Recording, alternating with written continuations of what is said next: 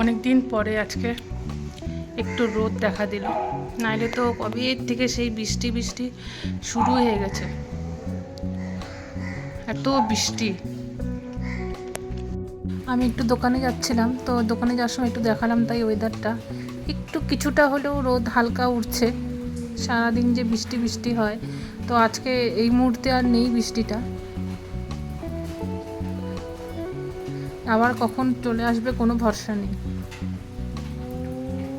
আর আমার বাড়ির সামনে প্রচেষ্টা বুটিকের ব্যানার লাগানো।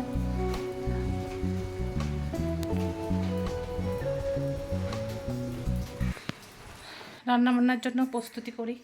আজকে ভাতটাও হয়নি আমার, ভাতের চাল ভিজায় রাখছি, ভাত করব। আর দেখি কি করি, পনির তো করব, ভাবছি আলু পটল দিয়ে পনির করি, আর একটা কিছু একটা করব। তো প্রচণ্ড গরম লাগছে, রোদটা উঠছে কিন্তু সেরকম তেজ নেই, কিন্তু প্রচণ্ড গরম লাগছে। আর বৃষ্টি কালকে রাত্রেবেলা যা হলো, কিন্তু একদম মানে যে গরমটা কমবে সেটা নেই। ঠিক আছে, ফটাফট রান্না করি, রান্নাঘর থেকে ফটাফট বেরোই। আজকের এই যে রান্না, পটল আলু দিয়ে পনির তরকারি করব।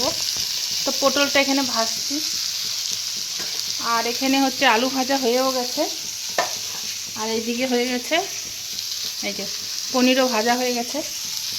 তো পটলটা ভাজা হয়ে গেলে আমি এখানে যা যা দেওয়ার মশলাপাতি সব দিব, দেখাবো, অবশ্যই দেখাবো। তার আগে পটলটা একটু ভেজে নিই।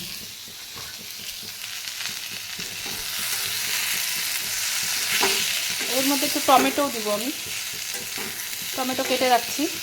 এটা একটু ভাজা ভাজা হোক, তারপরেই নামাবো।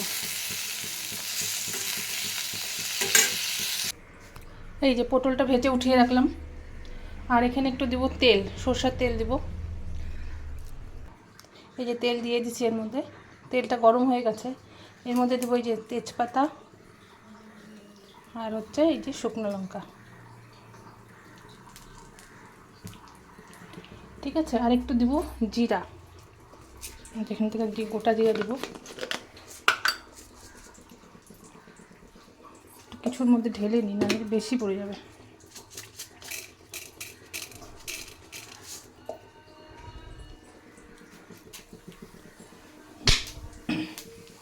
এই যে জিরাটা দিয়ে দিলাম।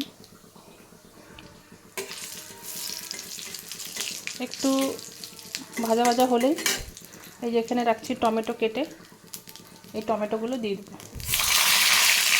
আর টমেটোর মধ্যে একটু লবণ দিব, যাতে নরম হয়ে নিচের যে এই যে পাতলা যে ছিলকাটা আছে এটা উঠে চলে আসবে। তা না হলে ওটা পড়লে পরে মুখের মধ্যে ভালো লাগে না খেতে।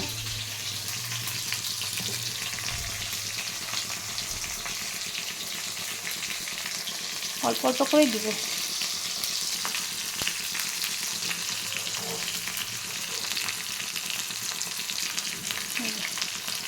পরিমাণ মতো দিয়ে দিলাম। আস্তে আস্তে নরম হয়ে যাক, নিচের ওই ছিলকাটা চলে আসবে। এই যে টমেটো দেখতে পাচ্ছেন পুরো গলে গেছে, আর এই যে এই পাশের ছিলকাগুলো আমি উঠিয়ে রাখলাম। নরম হলে পরে এমনি এমনি ওই পিছনের ছিলকাগুলো চলে আসে। এবার মশলাটা দিই।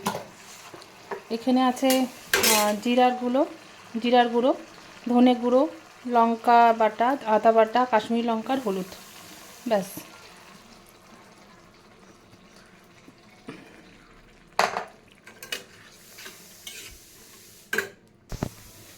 এই বাটি ধোয়া জলটা এর মধ্যে দিয়ে দিলাম।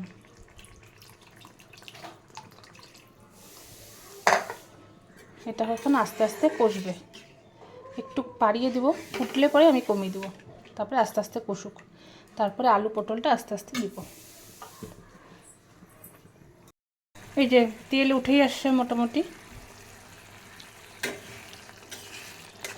এর মধ্যে আগে আলুটা দিব, আলুটা সেদ্ধ হতে থাক, আলুটা সেদ্ধ হতে টাইম লাগবে। এই যেখানে আলু আছে আলুটা দিয়ে পরে পটলটা দিব। এই যে আলুটা দিয়ে দিলাম, এখন একটু ঢাকা দিয়ে দিই, আলুটা সিদ্ধ হোক। আর পটলটা তো ভাজার সময় মোটামুটি সিদ্ধ হয়েই আসছে। আর একবার দেখাই বাইরের ওয়েদারটা। এই যে এখান থেকে বোঝা যাচ্ছে না হয়তো, ঘর দেখলে বুঝতে পারবেন যে অন্ধকার হয়ে গেছে। সুন্দর রোদ উঠছিল, এই যে পুরো অন্ধকার, পুরো অন্ধকার হয়ে আসছে, যখন তখন বৃষ্টি আসতে পারে ঝুমায়। যে আলুটা দেওয়ার পরে এরকম হয়ে আসছে, মশলাটা মোটামুটি কষেই আসছে। এখন এই যে পটল যেগুলো ভেজে রাখছিলাম, পটলগুলো এর মধ্যে দিয়ে দিলাম, একটু কষিয়ে নিয়ে তারপরে জল দিব। ঠিক আছে, পরে যখন হয়ে যাবে আপনাদের কাছে আমি অবশ্যই শেয়ার করব, দেখাবো, অবশ্যই দেখাবো যে কী কী হলো আজকে দুপুরে রান্না। এই যে পটল দিয়ে, আলু দিয়ে, পনির দিয়ে একদম লাল ঝোল। এই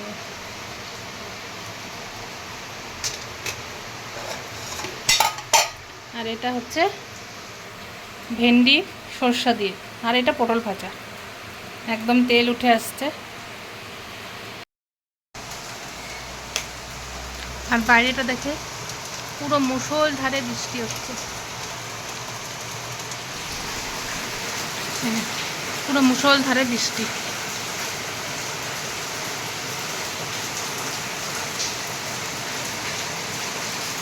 একটু আগে দেখালাম পুরো অন্ধকার করে আসছে, এই যে বৃষ্টি আসলো।